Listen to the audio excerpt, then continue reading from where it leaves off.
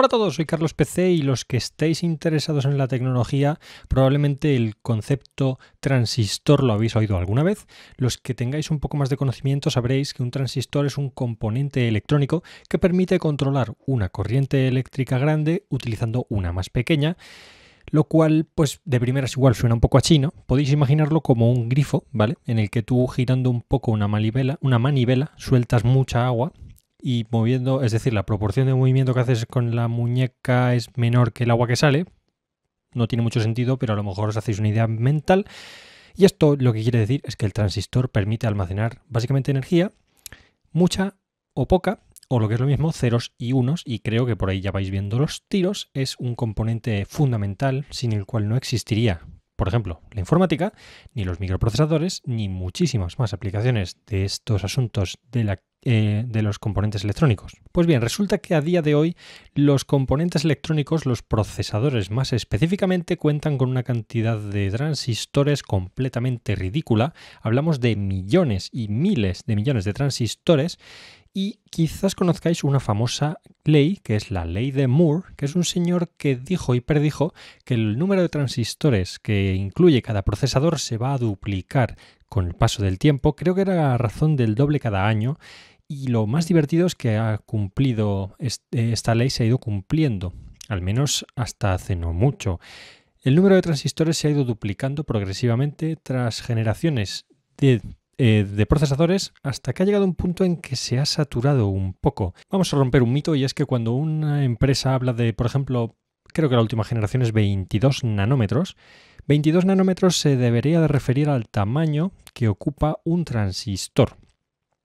Bueno, 22 nanómetros a lo mejor no se entiende muy bien, ¿de acuerdo? Esto es un metro, un 1, ¿vale? Esto es un milímetro con todos sus ceros, y esto es un nanómetro. Básicamente un nanómetro es una milmillonésima parte de metro, que es muchísimo, es nada, es muy pequeño.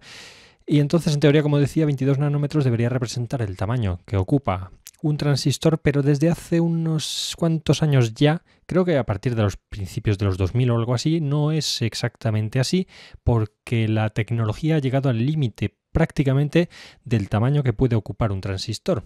Pensad que un transistor en una placa, en un procesador, quiero decir, se hace a partir de una oblea de silicio, que se llama, y haces perforaciones en ella para crearlo. Bueno, no es silicio solo, hay dos componentes básicamente, y entonces tienes que dibujar, digamos, los transistores. 22 nanómetros, si lo piensas, es bastante absurdo, es un tamaño, en fin, muy absurdo, como digo, y no es posible, o está empezando a ser muy complicado, reducir más estos tamaños de 22 nanómetros. Esta progresión de procesadores y de su capacidad para almacenar más transistores, según la ley de Moore, además de duplicar el número de transistores, en teoría, esto provoca que haya más potencia con menor consumo eléctrico. El menor consumo es simplemente porque la corriente tiene que viajar menos espacio, porque son más pequeñitos, básicamente.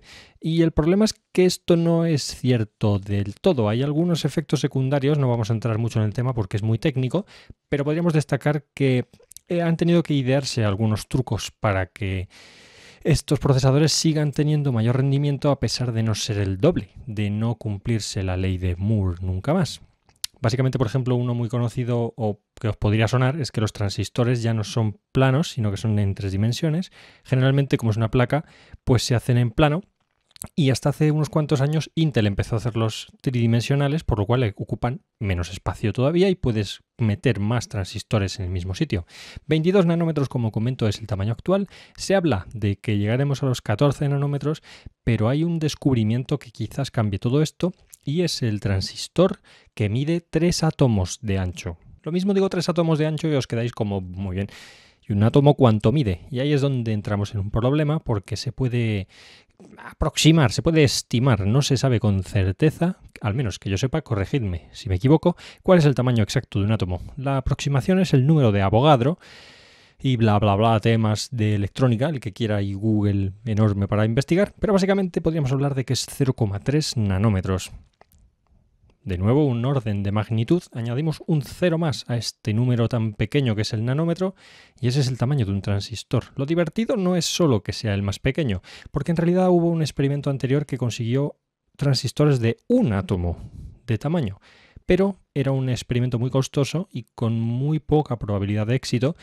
Y sin embargo, este de los 3 átomos tiene un 99% de éxitos. Es decir, solamente el 1% de los transistores que uno genera podrían salir defectuosos, lo cual creo es muy buena señal.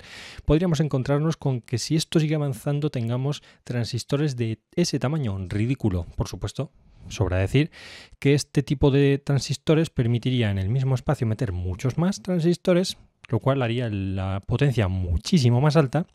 O la otra opción es que no hace falta utilizar el mismo tamaño de procesador, sino que podrían ser mucho más pequeños que los que hay actualmente y tener la misma potencia. Por lo tanto, tendríamos, ¿dónde estás? Aquí. Dispositivos mucho más pequeños con una potencia mucho más elevada que los que tenemos ahora mismo. Esto podría traer también, por ejemplo, dispositivos más fácilmente flexibles al ser más pequeños, la capa es más delgada y quizás se podría hacer flexible, pero en cualquier caso creo que es cuanto menos impactante, 3 átomos de ancho. Decidme en comentarios a ver qué os parece esto. La verdad es que es el vídeo quizás más técnico, más esotérico, podríamos decir incluso, del canal. Pero bueno, un saludo y hasta luego.